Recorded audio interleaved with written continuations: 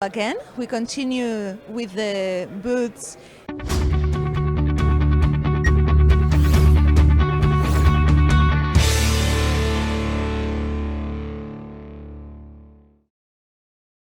Of panels that we have this week. Before that, I would like to give you a couple of announcements. The first announcement is that, as you have guessed and you already know, we have an application, an app for the mobile, in which you can not only see the agenda or the map of the whole center, but also you can vote for the best booth. So if you are downloading this application and do the corresponding voting, you can vote for any of the booths or for all of the booths if you want, from 1 to 5 points each. The best booth award will be issued or will be given tomorrow during the gala dinner, and so the competition closes tomorrow after lunch. So please do your best to visit the booth and vote for them until tomorrow, 3 p.m., so before the coffee break in the afternoon. The second announcement is that those of you willing to join this tour visit or guided tour visit to the city this evening, you have to proceed to the registration desk and confirm it and have a ticket for it. So if you haven't done so and you're interested in joining this walking visit to the city, please proceed to the registration. And now it's my pleasure to introduce my colleague, Professor José Montserrat, who is driving he's the panel chair of this conference, or co-chair of this conference, together with Pavlos Fogonogerakis. José, thank you.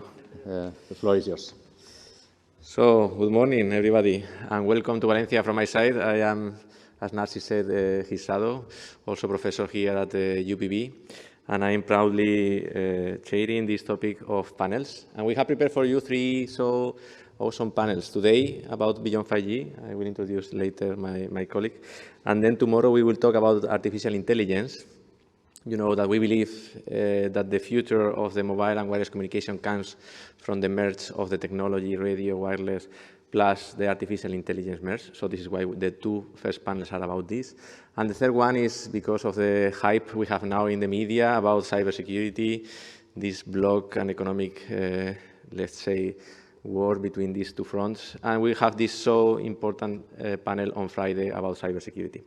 And no more delay, I will go directly to the first panel. I'm the one in which I'm more proudly announcing the moderator, because Dr. Oseiran, which is the Director of Industrial Engagement and Research in Ericsson office in the city of Ericsson, Kista, Stockholm, he agreed to be here and to talk with this fantastic group of panelists about the future of the 5G, about beyond 5G technologies. So thanks, Afi, for joining, and welcome. And please, this is all yours.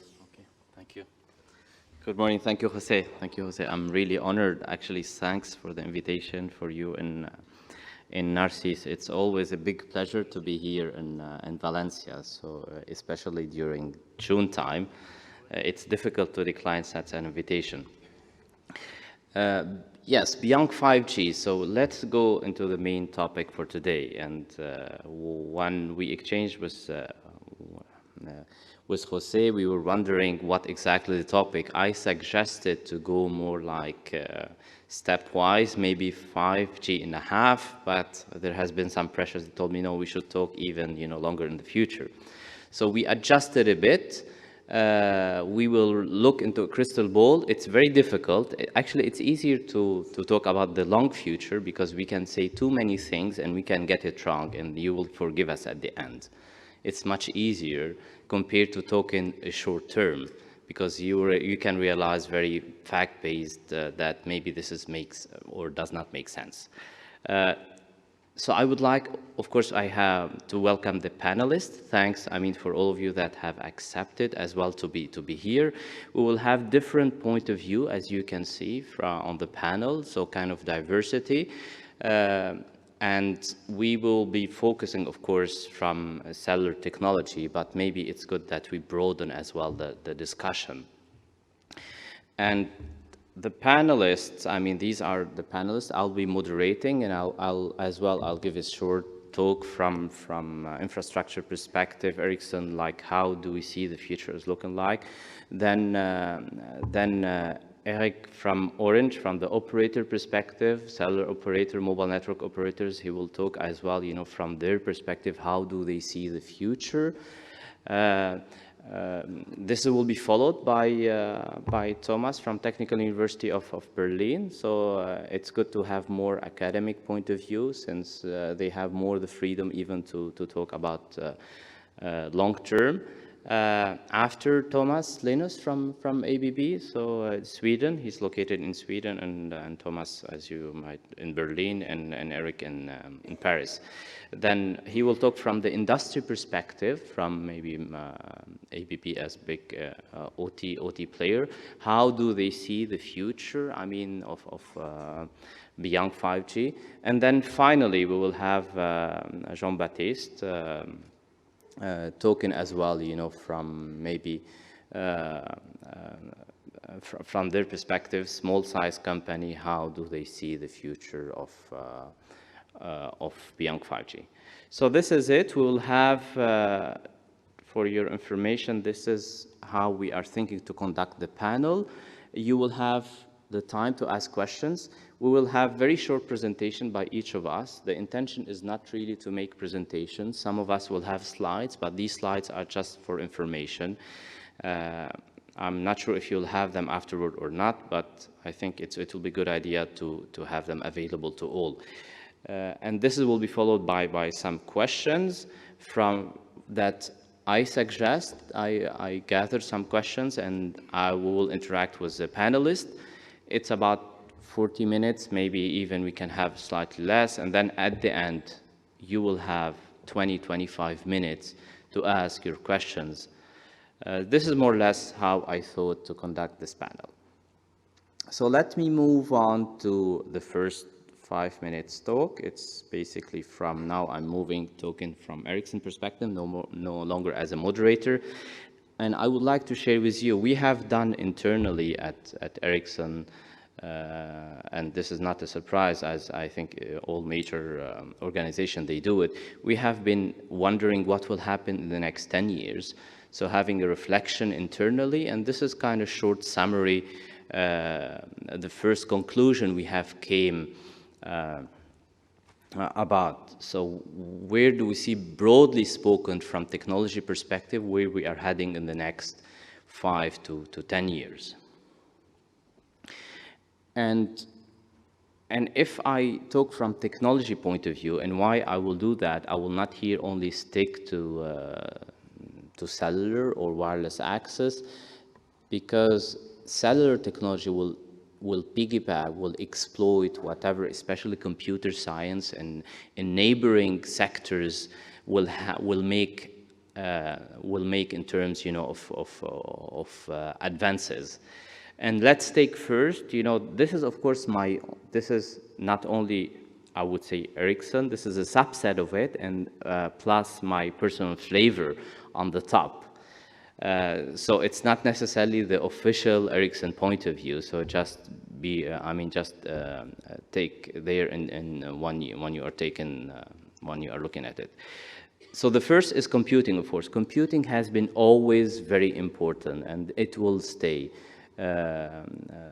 Computational, whatever, you know, to process the information. Now we are talking about artificial intelligence, about a huge database, how to extract the right information. So more we make advances, better cellular will benefit out of it.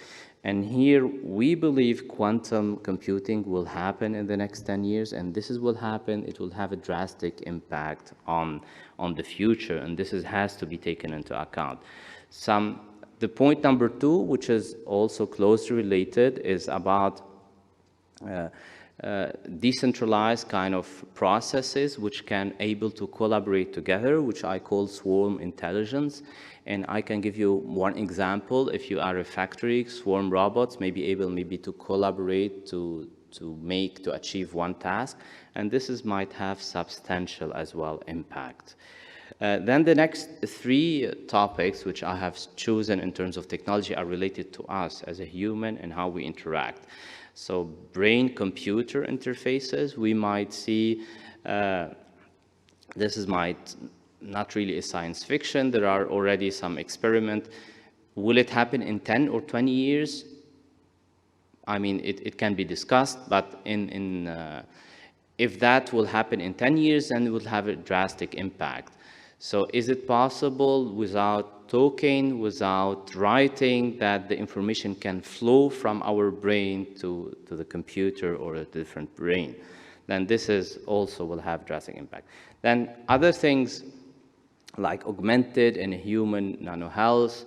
So basically, if I take the health sector, if we will, our organs can be mimicked and by nanotechnologies, and this is as well, we can use it to improve our capabilities to communicate. The fifth one is also related about light field communication, is the same. If there will be some devices allowing us directly to communicate from our eyes. There are also some devices currently, maybe not so much, I would say limited. Maybe we'll see 3D and even 4D communication. Then the last category, which is the third one, is more related to the environment, to the planet, to our life. And these are on the top of the agenda of of course, of us in society and politicians, as a matter of fact. It's about, how can we continue to live in a sustainable way, ultimately achieving what we call a circular economy. So basically, we don't waste, we don't pollute. By design, everything we produce, it will be recycled indefinitely. And by reaching that, you do have to, to change many things. For example, how do we emit? How to make the energy consumption? Do we use alternative sources? And I know basically it's public available. For example, some of the operators have declared that they will decrease drastically the reliance on electricity, and because this is part of a huge part of their bill. Maybe Orange will enlighten us on that as well. And then what I have said as a biomimicry. So basically, how can we design whatever, a train, a house, a car, in a way that exploits or that rely on life. Bio, it comes from Greek, from life. So for example, if we can build a train like a bird, this is already actually has been done. If it's swimming, basically suits can be able, to adjust it to the body. All this will improve, will allow us maybe to achieve this circular economy. And on the top, will be only possible if it's a common effort. It's not only national, it's not enough, not only continental, like on the EU, this is on the global level. If we don't do that, I think this will not happen in 10 years' time. And we are seeing lately, on the geopolitical level, on the aspects, even in Europe here, things are not, human beings are not as intelligent as we think. So things maybe are going even backwards. So this is important to tie technology to society, and we cannot from technology move things forward if there are the political and societal will.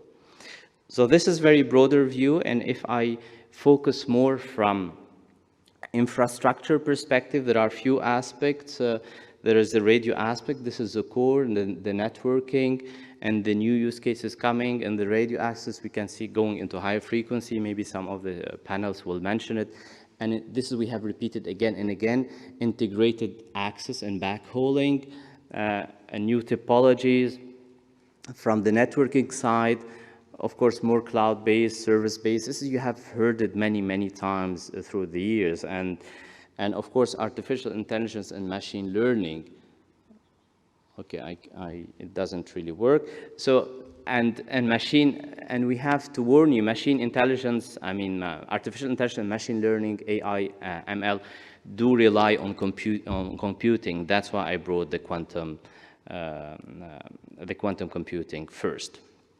And then finally, how does it look in terms of the time plan? Do we foresee any change?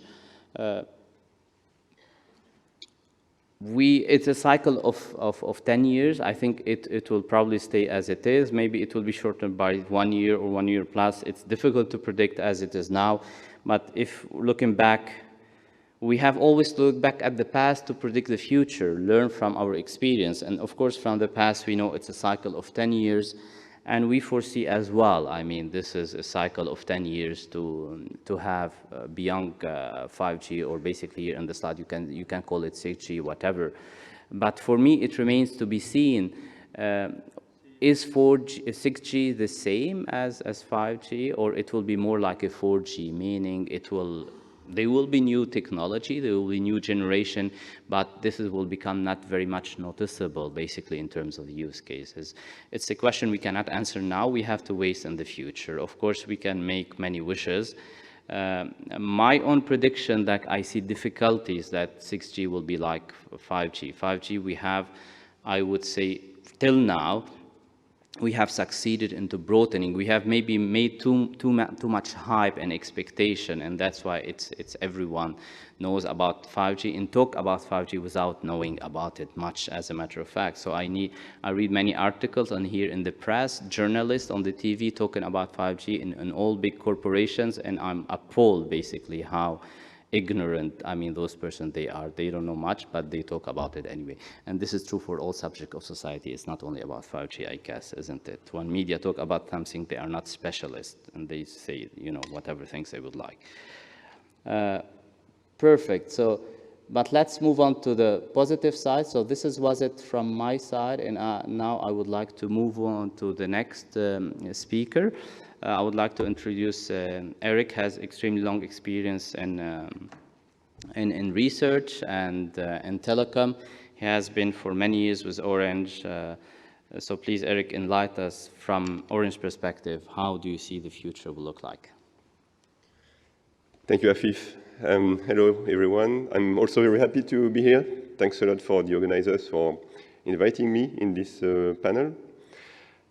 Because we have not so much time, I will provide basically two slides, one about our vision for the future networks, and by future I mean something from 2025 onwards, so that could be 5G evolution, that could be 6G.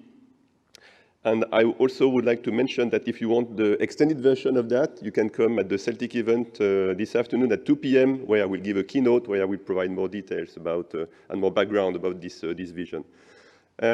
So our future networks vision is about having what we call ambient connectivity, which means to have the right connectivity where it is needed with the right level of quality of service for the application that the user is demanding. And of course, you don't need the same level of quality of service if you want to make a phone call or if you want to download a movie.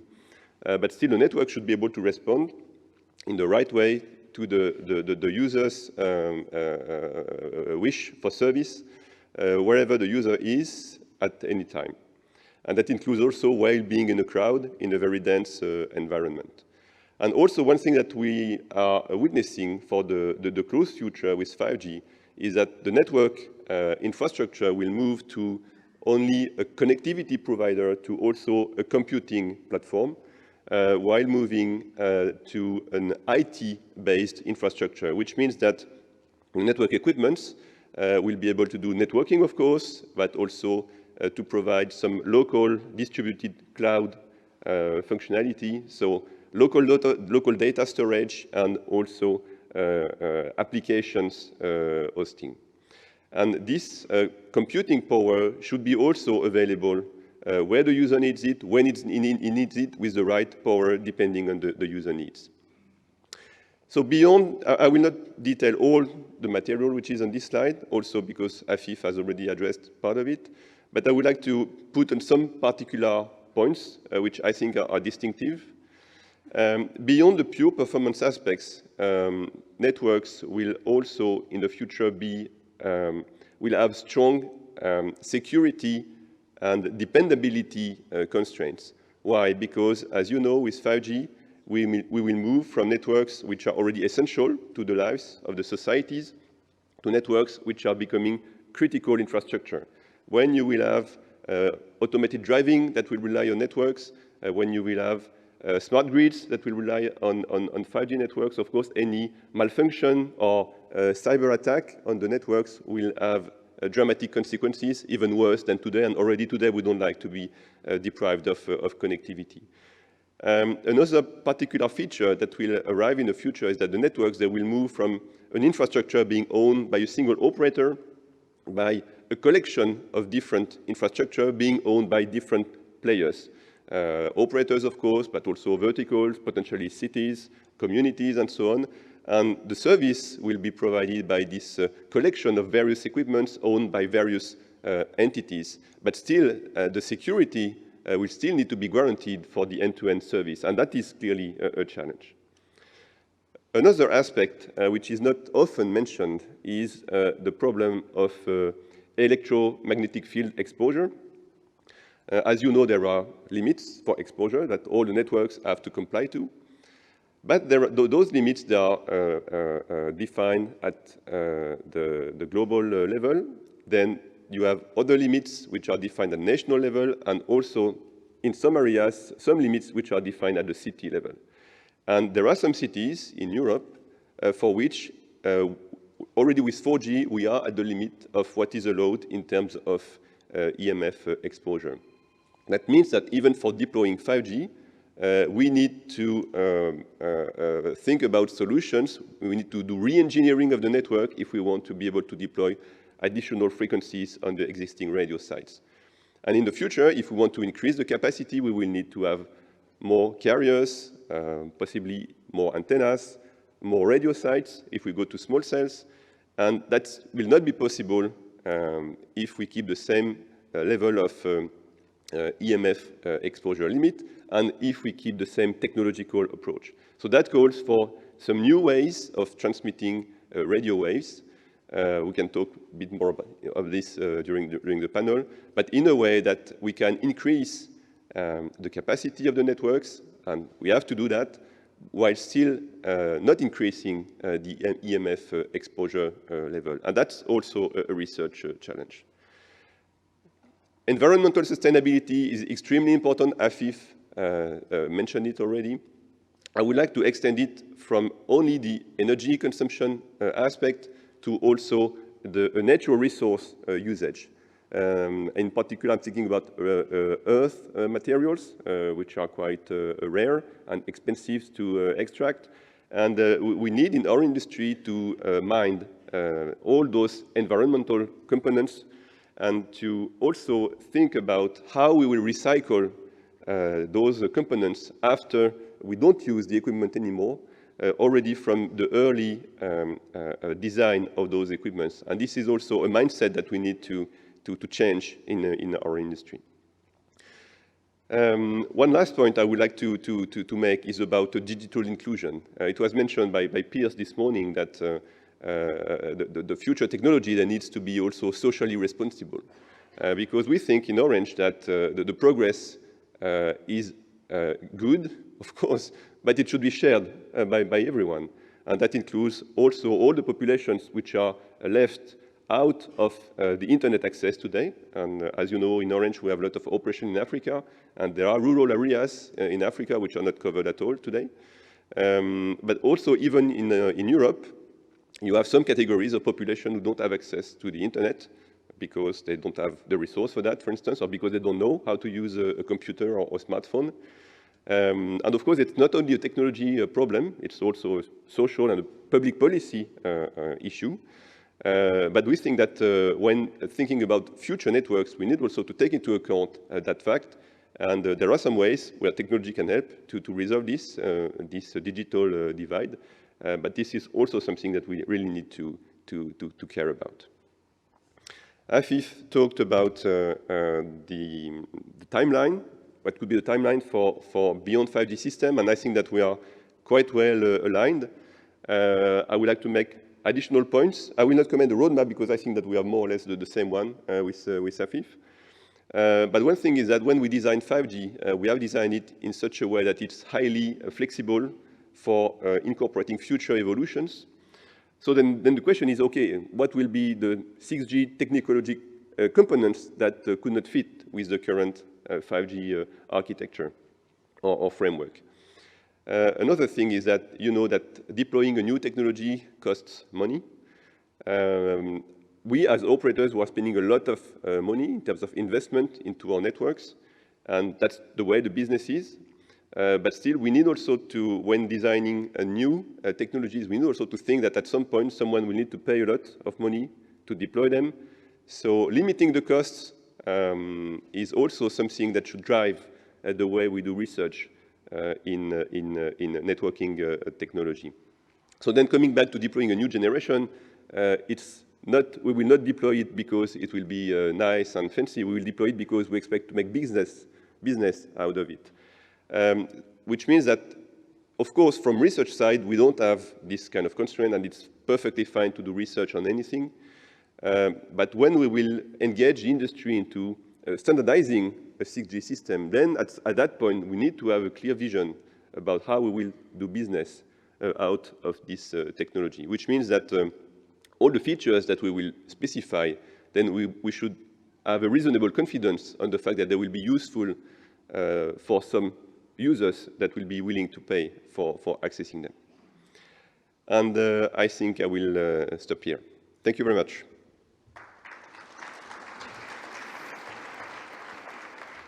Thank you. I'm not sure if it doesn't work, obviously.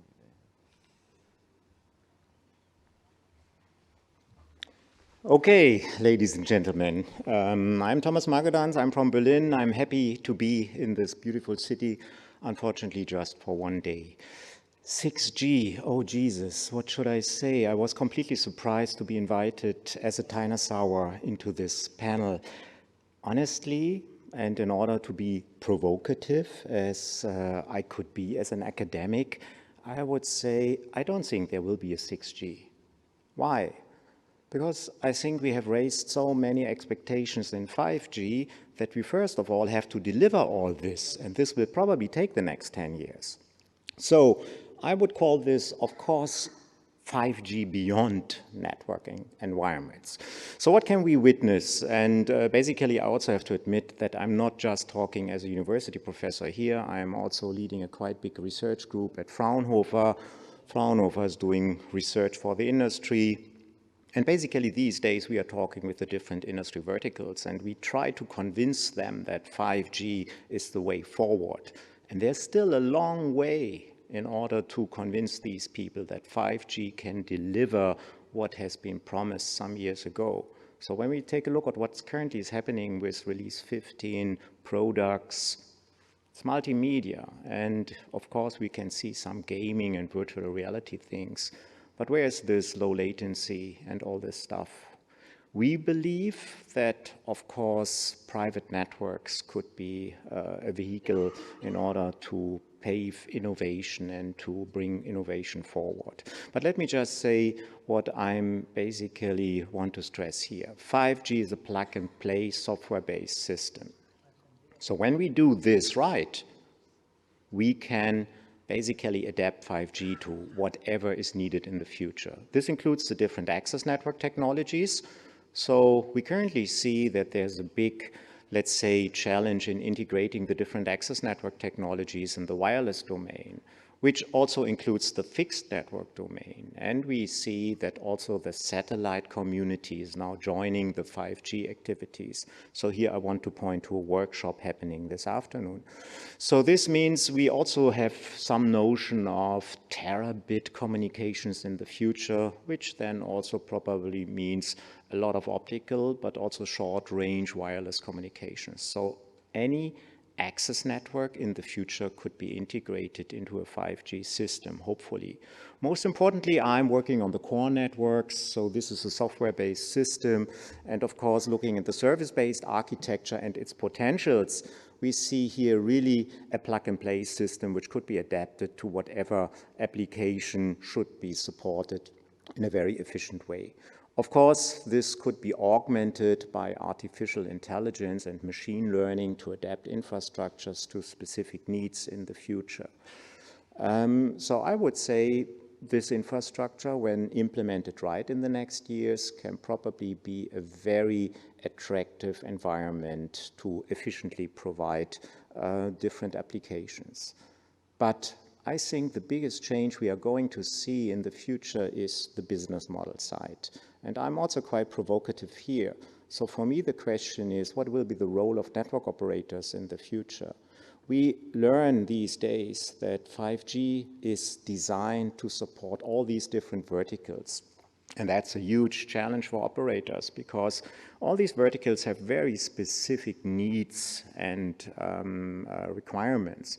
So we will see that there will be a lot of very specific network types emerging. And the question will be, who owns the customer? Who owns the data related to this domain?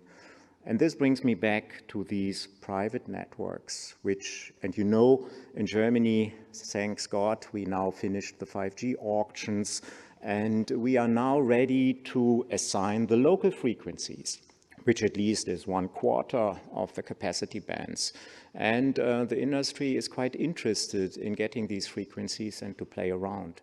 So my vision will be that 5G technology in the next years will become a commodity technology. It could be implemented or deployed by new companies coming up. And thanks to artificial intelligence, we can create automated network provisioning, setup, and optimizations. So this means we probably see a waste of networks in the future. And the biggest challenge is these autonomous networks can probably or have to work at some point in time with each other. So this means a biggest challenge I see in the future is how to cooperate among these different networks when it is needed, how to discover the same functionality around the globe or in neighboring countries. Because this is what is probably the biggest challenge to provide services in a local and in a regional and global context and to find according partners for this. Last but not least, the most important aspect I believe in these days is energy consumption. And I was pretty shocked when I have seen some of those forecasts how 5G technology is, first of all, in the next years, eating up much more energy than existing networks. And when you see that our kids are on the street currently fighting for low carbon footprints and things like this, this is probably something we really have to address on a fast track. So these are just some ideas, and I'm happy to discuss with you in the panel many of those aspects raised. Thanks.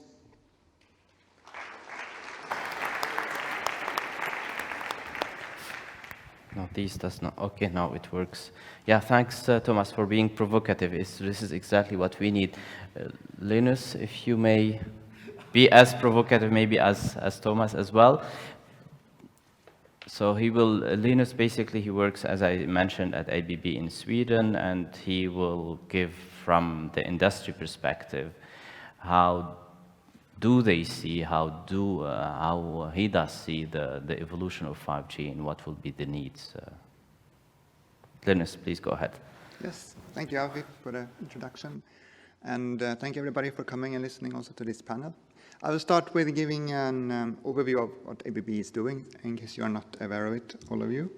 ABB is a world-leading vertical when it comes to power and automation. And some examples you see here on the screen. We're working with solutions for the power grid, where renewables are being connected to the grid, supporting our utilities with that. We are working with solutions for the industrial revolution. Here we have robots, for example, in manufacturing, but also process control systems in other types of plants.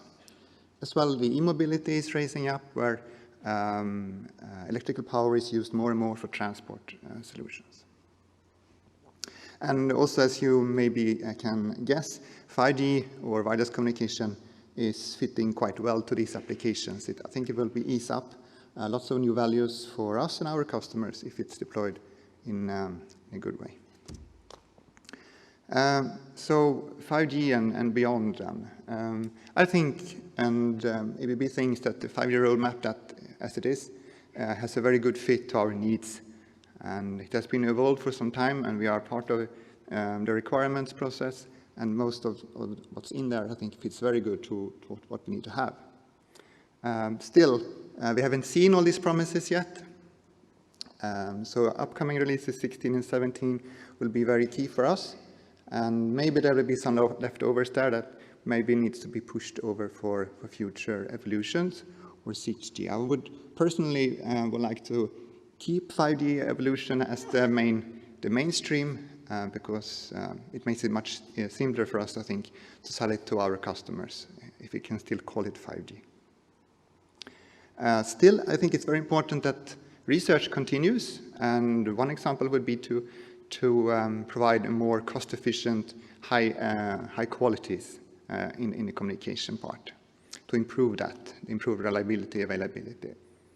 Another topic which maybe hasn't got a lot of attention and depends also what will happen in the upcoming releases is small payloads. So typical small sensors, IO devices send very, very little data. And that's a scenario that, or a use case, which maybe also needs to be addressed a little bit more further on to remove all the overheads that we have today, for example, in IP protocols. And more beyond 5G, I think that we likely need to go from low latency to a more fixed latency, that we get more deterministic way of communicating, a low jitter. In process industries or in processes in general, 6 Sigma is a quality stamp of that you have a good control of your process. And that might be a way of working also for communication, to provide really accurate communication services. Another topic that we are starting with now in 5G is the integration with operational technologies in the factories, in the plants, and also think here that there will probably be some room for improvements, for evolutions, or for the 6G. And looking even far ahead, quantum technologies are also evolving. I think that when we reach 6G, they are probably ready to be also included in these systems that we are using. Okay. Thank you. Thank you, Linus. Yeah, now we'll move on to Jean-Baptiste, to the last panelist, and he will give us more from short communication and SME's perspective. Please, Jean-Baptiste, welcome. Good morning, everyone. I'm going to take you beyond 5G, beyond your industry, and beyond telecom for 5 minutes, and ask you to reflect on the word smart. We're Ellipse Smart Solutions, and internally we've established the smart pillars that we want to see addressed whenever we look into a solution. You're not smart if you propose a solution that doesn't provide comparative performance as compared to the incumbent solution. So Visual Light Communication is now proud to be similar in terms of bandwidth and speed to Wi-Fi and other communications around. You are smart if the solution you provide is an alternative option. If you do more of the same thing and you do it better, then you improve, but it's not smart. It was already invented. You will not be smart if you need more infrastructure, more energy, and more, basically, efforts to implement your solution. You need increasing returns in order to be smart. More of you makes you better. Now, I was pleased to see that one of the previous speakers used the works of Dr. Shannon in 1948 to address, and many physicists in the room know that, the Shannon-Hartley diminishing returns of the radio spectrum that is used on one bandwidth. And your solution has to meet societal and political expectations. You want to have a market for your solution. Your product has to be appealing and offer a solution that is endorsed both by society and the people organizing the framework and the rules in which you organize your solution. At Smart Solution, Ellipse Smart Solution, we believe that we have a product that addresses those pillars. I'm happy to discuss other pillars with you so that we can incorporate them into it. And it's visual light communication. Very briefly, for those who don't know what visual light communication is, computing is based on zeros and ones. So you can translate the zeros and the ones into light on and light off, thanks to the invention of the LED, the electronic light. Light doesn't need to be incandescent anymore in order to provide light. It is instantaneous. And because it is instantaneous, you can do light speed Morse code. This can be interpreted by a machine, and you have tremendous connectivity. Our visual lights communication system offers 4 enhancements of connectivity. It addresses the sustainability of power consumption, because when you transform your lighting systems into LED, you can use the infrastructure for electricity to mix communication into the same wiring system and use light for illumination and communication. 2 in 1. That is smart, and we were happy that we were able to develop that. So in terms of energy consumption, in terms of society needs, and in terms of what our kids are doing in the streets looking for alternative solutions, we have something for them. Also, our system is collaborative. So if you put light, you don't generate interference with the current solutions that are provided. There is no overlap of what was shown by the emeritus professor of Stanford. There is, of course, an overlap in systems, but there's no interference and no perturbation of your signal. I'm happy that Orange is addressing the electromagnetic exposure issue because it is one of the rising topics with 5G that the industry and the telecom companies don't address because it's not their field. They want to propose a solution, but look at our solution. There is increasing bandwidth with not more electromagnetic exposure to radio frequencies. We use the light. And finally, enhanced security. As you see on the picture, the connectivity is circumscribed to the room. It does not go through the walls, and so you cannot hack into the system from outside. You need to be under the cone or under the beam. Additionally, you do not need to install new systems or have new industrial players come into enhancing the connectivity, generating security breaches and stealing the information. It is already in play, and you are acting with what you are seeing today. With the Internet of Things, there will be more devices for more people in more densely condensed area. And we see light as a way to alleviate the spectrum crunch, the saturation of bandwidth, and to offer a solution that we hope you will find smart. And to take you beyond 5G, because visual light communication has other claims besides communication, I would just want to expand a little bit on what we do. We are not a telecom company per se. We use light for other verticals or other applications. We use light to detect, and measurement, tracking, or information push is definitely something that the market and the private players are interested in.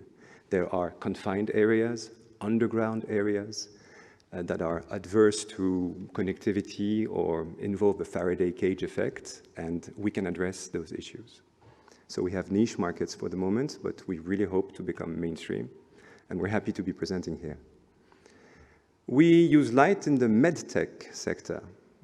Light has biological effects. When it hits your skin, it generates melatonin. This is when you get tanned or not, and melatonin has a physiological impact. When the light hits your your nerves in the eyes, it triggers dopamine and melatonin, who regulates appetite, sleep, and life quality, basically. So with our understanding of light, we can modulate the frequencies, or we can also orient it in a way that it will benefit you. And finally, and this is maybe surprising to you, light speaks to plants. And so we also are very active in the agri-tech sector, where we mimic photosynthesis by pulsing the message from the light to the plant and basically giving it false information for the better of humanity. So we trigger seasons under our warehouses, and we monitor the plants in order that the crop science can increase yields or give an enhanced seasonality of the fruits and vegetables that we monitor through these. So I hope I've been beyond 5G enough with those agri-tech and med-tech. And I also hope that you have found that visual light communication is a solution to the challenges of 5G that were evoked in previous workshops and by many of the participants to this panel. Thank you. Thank you. Thank you, Jean-Baptiste. There is no clock in this room. It looks like shopping malls where you don't see, you are not aware of the time. Let me show you, the list of questions that might be interesting to ask for the panelists. Some of them actually have addressed these questions. So maybe we can be quicker and more concise about them. I have, by listening to the panelists, of course, first Eric, he pointed out on security. I did not explicitly have it on my slides, but of course, if you move to quantum computing, maybe you will be able to have better encryption, more secure system security, of course, as on the top. You have as well, the panelists lifted the energy consumption, which is extremely important in relation to sustainability. There has been a questioning, basically, if 5G a commodity, we can say it is basically communication will become entirely a commodity. It's not basically only, I would say, about 5G. This is a question and legitimate one, basically, to be asked. And is the German model the right model? We have seen some debates. Thomas Esbeth lifted, is it like you can have your own networks and they will impact the business model, basically anyone, and it will be almost organized, or is it like science fiction? And then we have also seen that massive IoT, even though we do have it, but massive IoT will remain important. That you have to optimize the system. And I had it actually, I did not show it, but I had it on my list as well. And of course, we during the last speech as well, short communication. It cannot be the whole part of the solution, because we have long-range communication as well. So, is it also complementary? Do we have to integrate it? Are we going to see integration of multiple radio access?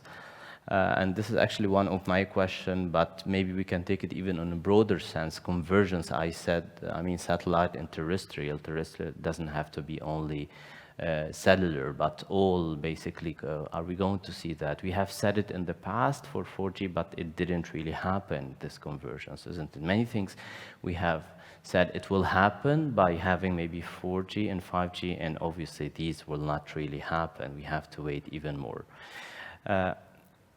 So I will ask some of these questions. Basically, I will try to be fair, and then we can move to the audience. So my first question, and maybe I will ask the first, Eric, since you were the first basically one to intervene, is what could be the future basically, usage, the use cases that is enabled by 5G. which do you think the major, use cases which are really needed? You can. I guess you mean beyond 5G. Yeah, beyond 5G, yes, 6G, sorry. I'm still on the 5G mode.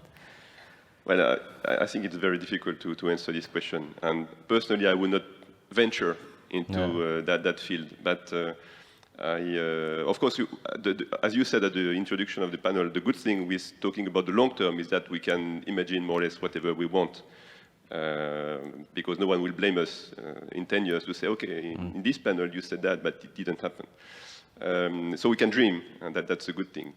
But even with 5G, I would say that it's very hard to predict what will be the applications that we will run on our 5G network in 2025, just because we have some ideas about new applications, like having cloud services on our smartphone by enjoying the low latency that 5G will provide, or augmented reality, for instance, which are use cases which are often mentioned. Automated driving, we had a very good keynote this morning about that. But still, in parallel, we are, with technology, we are putting in the hands of application developers some new tools, some new capabilities, and it's very difficult to know what they will imagine to use them. So even with, in the midterm, I would say it's very difficult to answer this question. But one point I would like to make is that we have really did a new thing with 5G, is that we have engaged with future users. I'm thinking about the verticals, for instance. So will be new users of the technology and who have very specific use cases, very specific requirements. And I think this is a very good way that our industry has engaged to, and this is something that we need to continue for 5G evolutions and also for what will happen beyond 5G.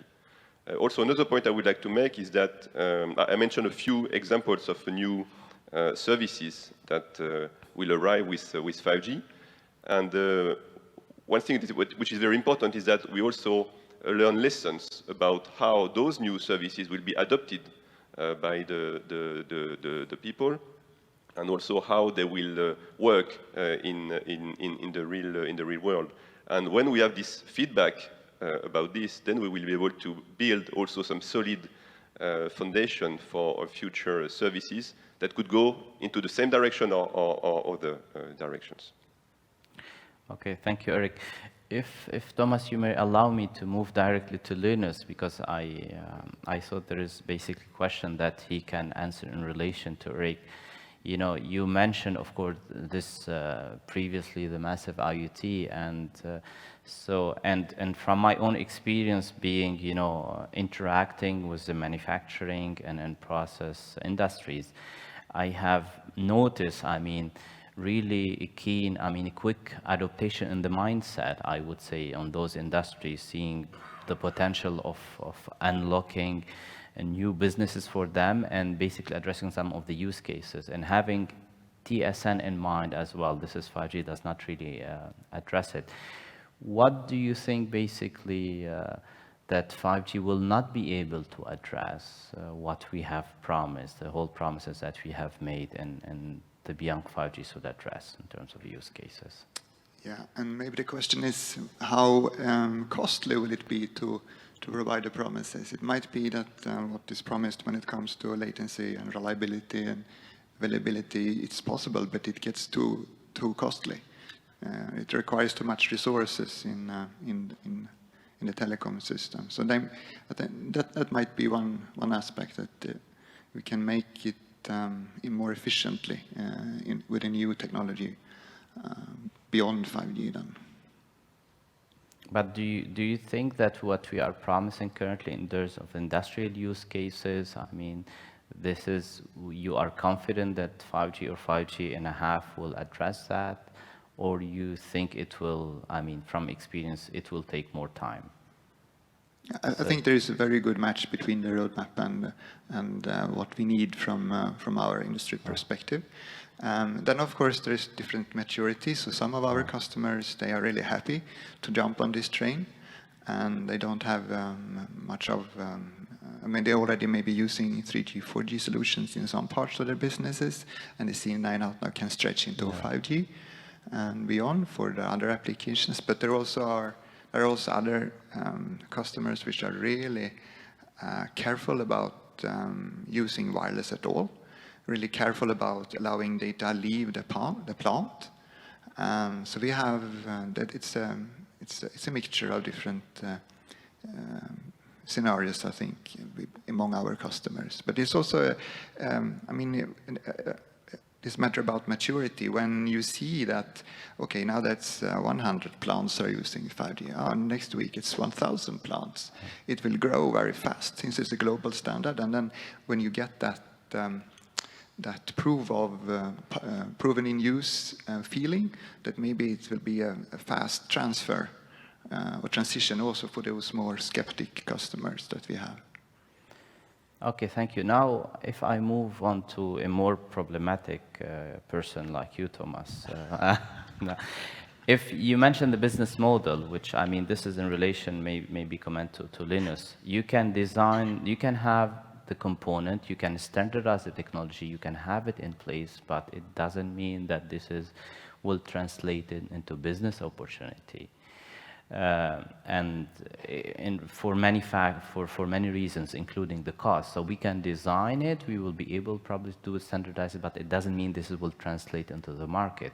And you have brought up few things about the business model, that what is a sustainable business model and what kind of business model, who will be around, who will be the major, basically, I would say, groups and to form this ecosystem, 6G ecosystem. So can you comment on that? How do you see it? Do you see some kind of big revolution in terms of the business model, or talking not only from Germany but globally? Okay, of course, looking into the crystal ball, but I'm kind of dinosaur working 30 years in the industry.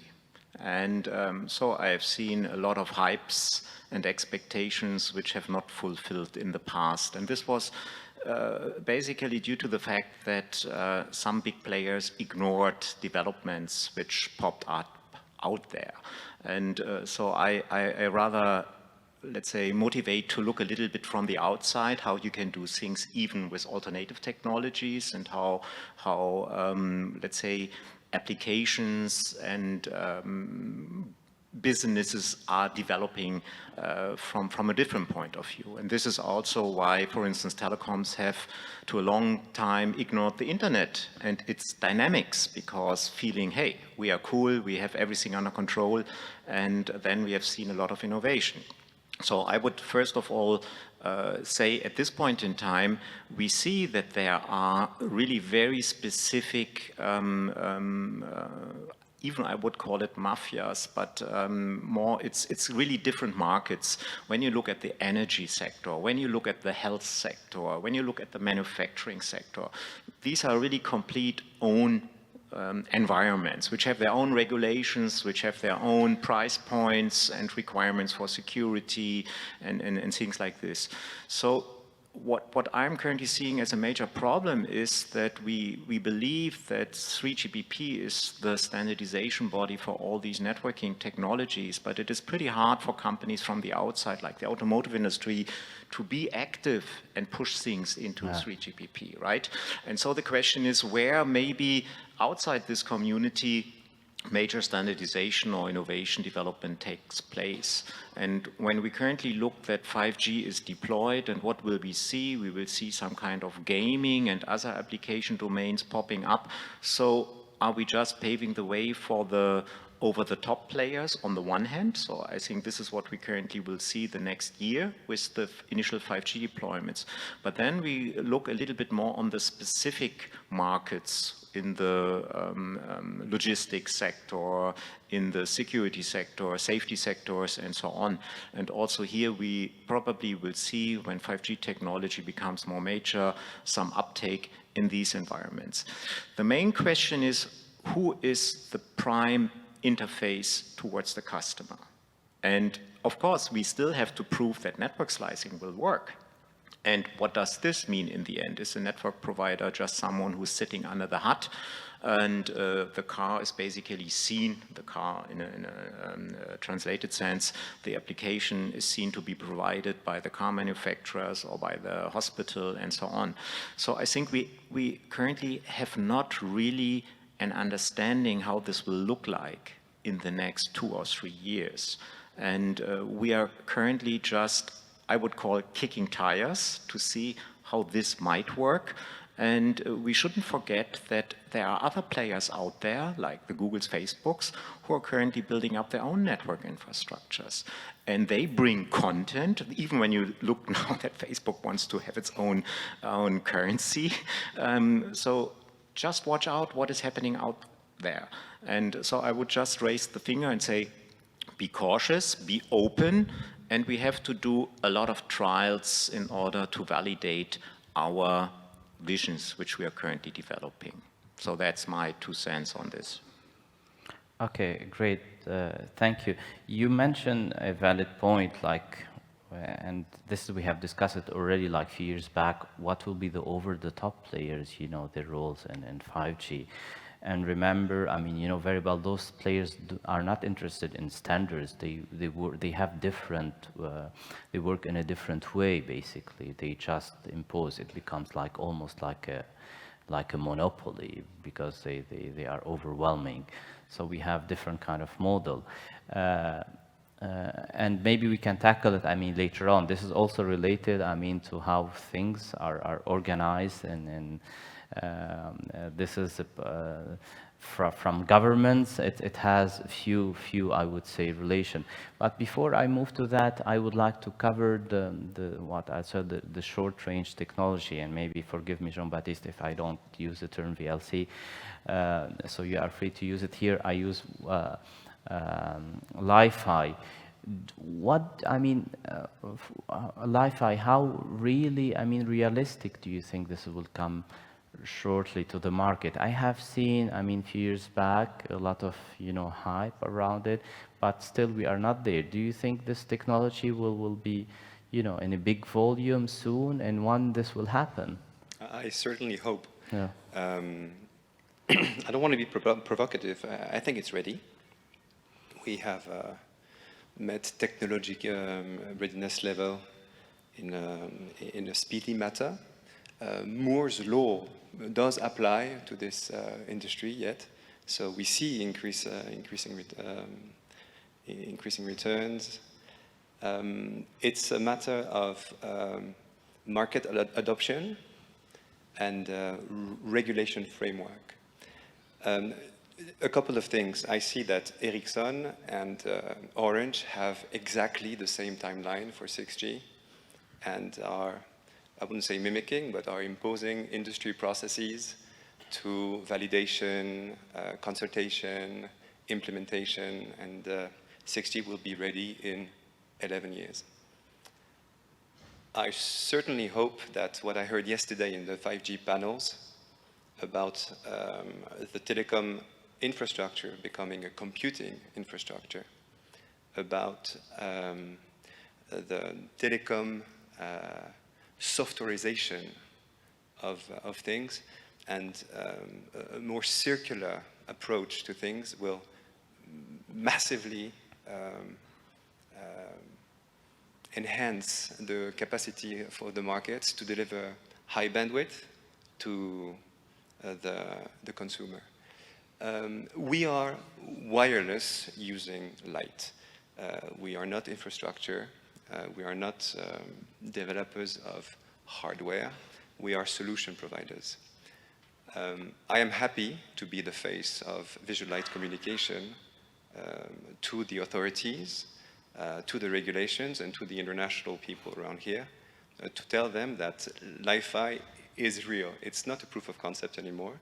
We have go-to-market strategies. We have end products. So if you ask me what is IEEE doing in terms of standardization, go ask them, because we, the private sector, are ready. And we will deploy, we will launch, we have customers, we have people interested, we have concerned people about what the 5G effects might do, and they want to increase their quality of life, they want to reduce the exposure level of their kids. So I'd say the process might be shaked up a little bit by the market, the expectations, and maybe the institutions once they realize that our solution is available. So this is from our perspective, in a disruptive kind of way, what we can do on the end-to-end side in terms of connectivity. Thank you. Just to comment, of course, I mean, I think this is a fact. Many companies became more like a software company, including, I can say, Ericsson, where many of our forces do work, about software. And the improvement maybe is not visible, on the standard, because the standard, you cannot make it, faster because you are using software. This is a fact. It's not artificial intelligence. It's not basically self-organized, the standard, but this is visible, in terms of deployment, commercializations, at the end. When you make standards, I think the process is always slow. I have not seen reflection how to make basically standard, much faster. And you mentioned basically the emission EMF, basically, it's true. It has been receiving a lot of public attention. I'm not really defending we should not do it. We should, of course, do it. We should be very careful. But what for me, it's incredible. We take other sectors, take, the soda companies. The soda is much more harmful than EMF is taken on average. Nobody talks, basically, governments do not really take measures against that. It's a disaster, against, how much sugar in it, etc. Just to make a comparison, I'm not really defending. But we see more about things which I think it's not necessarily, it's overhyped a bit. And EMF, to my understanding, it's a bit overhyped sometimes because people have, they think it's a radiation, it's everywhere, and this is extremely harmful. So from our perspective, we look at the EuCNC regulation and what they measure. And EuCNC, and so this is their official way of stating that there's no hazard.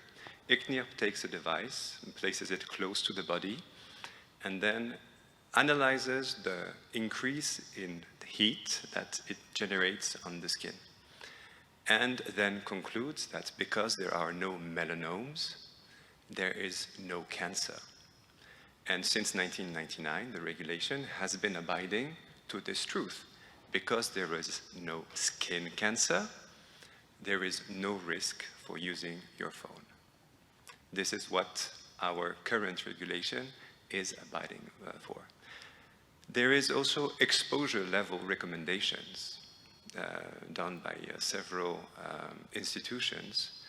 And I invite the carriers and the operators to scratch a bit into the emission levels of the proposed solution by 5G and what is recommended by the regulations. Orange has already touched a bit on it, and we will see what the regulator will tell us in terms of 5G deployment.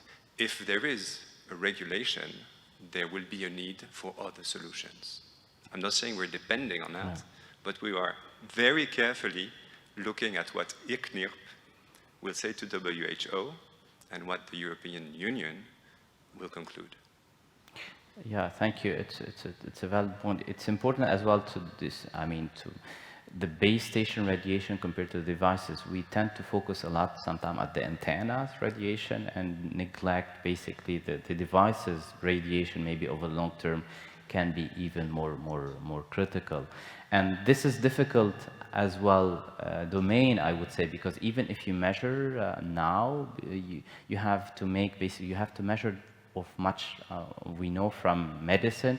It doesn't matter the instance, you have to take it much long period of time, maybe 5-10 years, and we tend not really to do that. So it's difficult to come, immediately to a conclusion. To be extremely provocative, science is political. Yeah.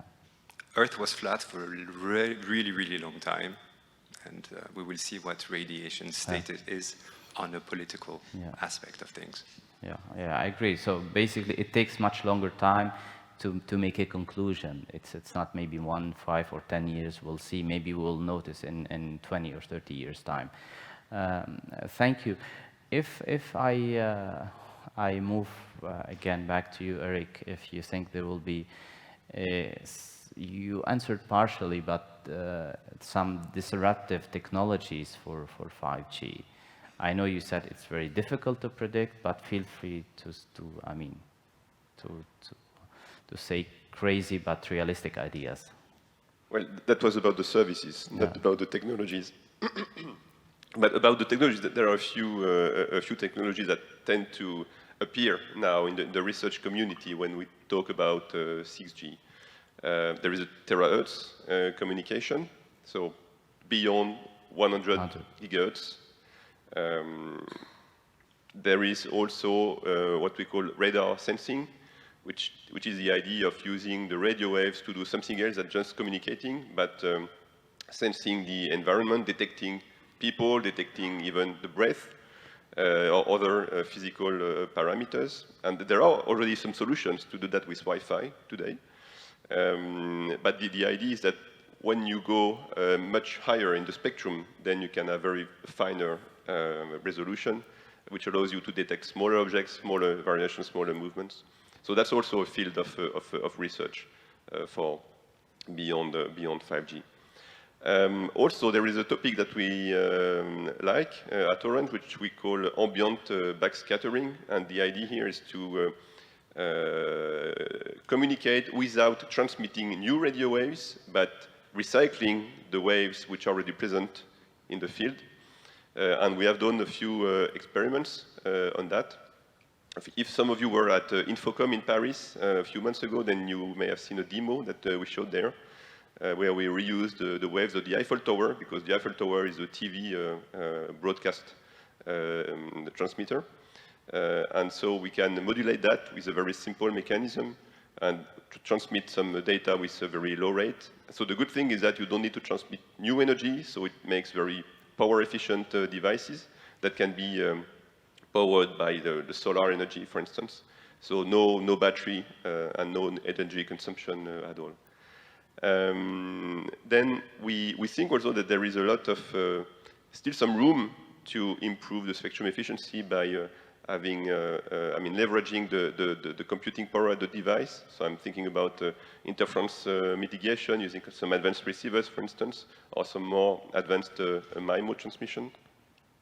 So there are others that I don't have in my mind at the moment, but at least those ones are I think, pretty good research directions. Yeah, thank you. We have talked for a long time about advanced antennas, smart antennas, MIMO, and it has been even a hype for a very long time. Now I see it basically less. I mean, people talking about it, maybe because it was overused. But don't you think, I mean, even advancement, having printed antennas, having integrated antennas, this is also might be where a big change compared to 5G. This is we might see as well. In addition, of course, going higher frequency, what you have mentioned, and other things. Well, yes, because when you go to higher frequency and you want to keep decent coverage, you need also to increase the number of radiating elements. So massive MIMO could become even more massive in that case. And then for that, there are some progress at the same time on the antenna technology, as you mentioned. There is also some other antenna research, which is called extremely large aperture antenna, but the idea is to have very big antennas by putting the radiating elements very far apart, like covering all the surface of a building, for instance, and that allows to make very powerful beamforming also in the low frequencies. So yes, in the field of antenna technology, there is also much progress that can be made. Yeah, I have seen, I mean, many claims like in the glass, everything integrated. This is, we can see it happening basically in every elements that we think in, around us. We are focusing maybe on the radio aspects, and if we can move on maybe from the core perspective. Thomas, how do you see, I mean, from the core? For you, the core is the core, or it's only supporting the radio access? Okay. Let me say the following. I think the radio obviously is everywhere and the biggest part of the game, and this is also what we can witness in 3GPP and RAN. But I personally would say the core is most important because it is the interface towards the applications. So when we talk about adaptive networks or customized networks for specific use cases, you need to let's say, exploit the capabilities of this software-based environment. And what we are currently seeing is that there's not just one single core in the network, and coming from the cloud towards the edge computing domain, we see that there's a need for multiple cores. Going further, looking into these private local networks, which also run some local cores. So the question is, what in the end is the coverage or the footprint of one single core serving specific applications? Is it the hospital having its own applications, which are controlled by an own core? Or is it something which is collaborating with the backend core, because this is kind of a more global or regional service? So there are quite a lot of papers and projects which we have published and we are working in, who are elaborating on this notion of flexible cores. And I would say this is something which in the future is changing dramatically with the service-based architecture, which, coming back to what we know from orchestration and reusing of capabilities and adding new capabilities, is really a huge playing field for the future. And this is where IT goes really in. And of course, we should not forget the management part of this. So I would say this is something which has a lot of potential for being automated in the future. And when we talk about mainstream 5G technology, hopefully being available in 22 to 24, we will see a lot of automation and a new ecosystem arriving. Because when I talk with some network operators, they really now go for the service-based architecture, and this hopefully in the end fulfills the promise that we can see new capabilities or functionalities coming from new vendors, which can be easily integrated. And this gives full flexibility. Thank you. I would like to add as well, I mean, what we have seen recently when in the media, people talking about 5G, they focus about the core, they talk about intelligence, about a lot of data. This is very sensitive. So we are receiving a lot of coverage, I would say, on the media on that. And it's very true. So it's in the past, it has been more focused about the radio. Now we have more seen like the core also is extremely important, because you have the information is being stored. We have maybe 10-15 minutes left, and maybe I would like to move to the audience and explicitly first being biased. If you can take a question toward the industry, and maybe Linus can take it. If you have any thoughts in mind, what the industry view about 6G, or any specific question to them. Hello everybody, I'm Taro from Thales. My question is linked to the service-based architecture, to this notion of the interface between the binding, between the needs and the resource. We are talking about service-based, convergence with IT and so on, but we don't have the way to express the needs. Is it the application? Is it human-centric? Is it service-based? And we don't have the way to expose the services that are delivered with differentiation of services coming from the various networks, computing facilities, and so on. So my question is, how do you see this interface going in the future? Is it something that will be based on the human, intent-based way to deliver something? Is it something that will be linked to the application? And it was supposed to be 25 years ago with Corba, for instance. And also a side question, which is, how do you consider the security aspect of that, the right to use the service, the privilege to use it, preemption, or whatever things that regulates the usage of the resource? Yeah, I guess for you it was Thomas, but I guess but it can be also how the information shall be exposed from the network over. You can. Yes. So If you want to ask, So, you can. this is a difficult question. Yeah, it's...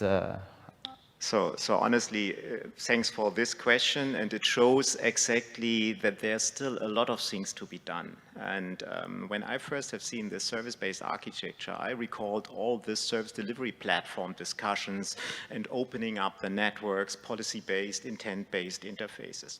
So honestly, at this point in time, I believe that there are different options to design this interface. On the one hand, when we want to get as much as possible support for potential application providers, then you need the highest level of abstraction.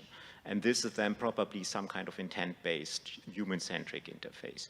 On the other hand, we know that at some point in time, of course, technology matters. And in this regard, you have to take into account the specifics of the underlying technology in order to expose this in the right way, in order to also make use of this available infrastructure or get the capabilities. Security always is a big point, and I would say we already have heard this notion, security by design, in these architectures, and this will play a role.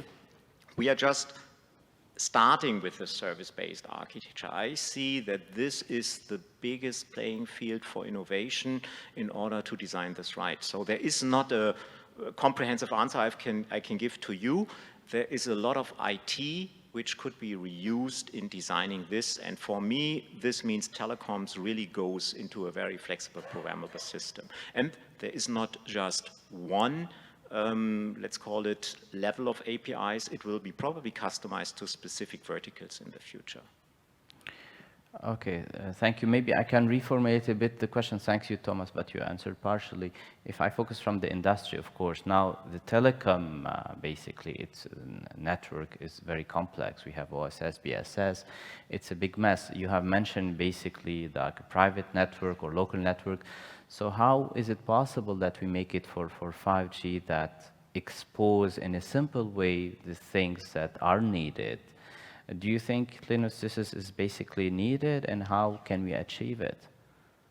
I don't know how to achieve it, but I know it's extremely important that it gets easy to maintain, easy to operate, because I foresee there will be new types of users of these systems. It will also be mixed, integrated with the existing legacy communication systems in the plants. There will be always other solutions that we need to interact with, and they need to play well. They need to orchestrate this in a simple way, because the people running the plant, they are not telecom experts.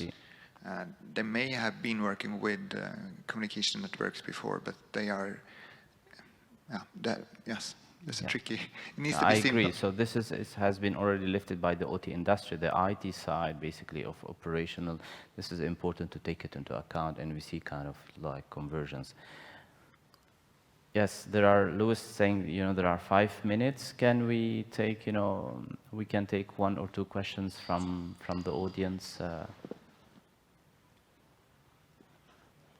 Don't be shy. I mean, just, ask. Yeah, there are someone here and someone as well on the right. We can take this one. And hi, this is Oscar.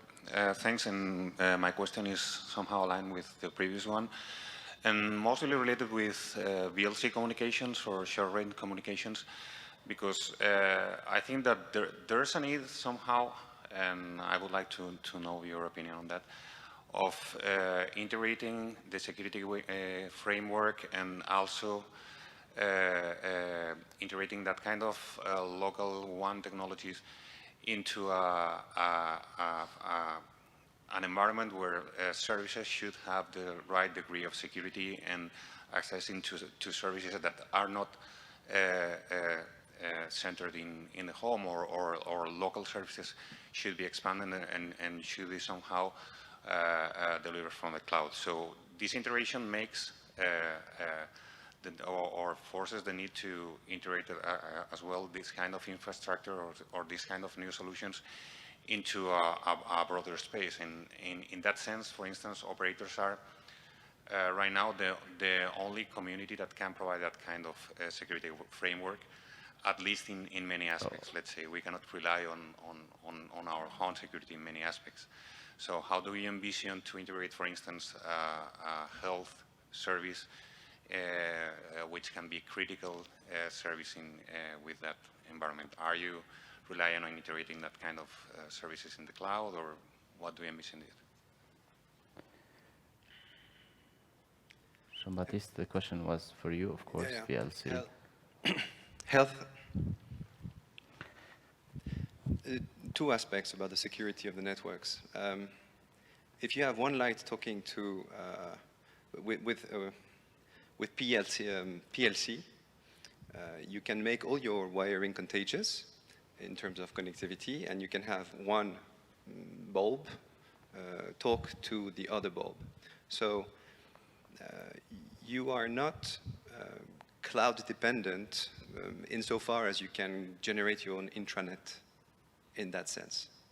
If you need to go outside, then you're going to have an interface with the incumbent players, and then you have a security breach. However, if you want to have an internal solution, you can, as I said, using without retrofitting the entire infrastructure in your company, you can buy CPL. That's very sorry. So by PLC, make it happen. About the health, I see 2 points in your question. The first one is how to address the long-range health vertical in the service that you can provide using light. That, frankly, for the moment, we cannot do with visible light. The intention of visible light is really to provide two functionalities with one infrastructure and therefore save energy consumption. The LED helps for that, and the only one infrastructure to build also helps to do that.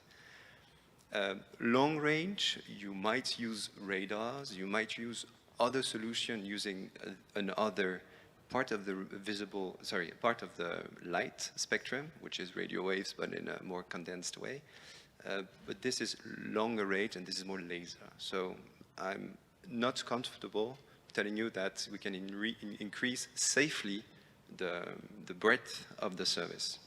What I'm comfortable in telling you is that in the healthcare department, and so in medtech, our first massive clients are hospitals in the cardiology wing. The radio waves interfere with the pacemakers, and as clients want broadband and to use the internet when they are in the rooms, and as doctors want to also access their patients' information wirelessly because it's more convenient, the more modernized wings of the hospitals gradually switch to Li-Fi because of the security it brings. So this is how Li-Fi touches upon the healthcare issues by preserving the interference from treating the patients. That's the field that we are working on in the visible aspect of things. Thank you, Jean-Baptiste. If we may take, just the questions, not sure if you're able to answer, but yeah, go ahead and be very short.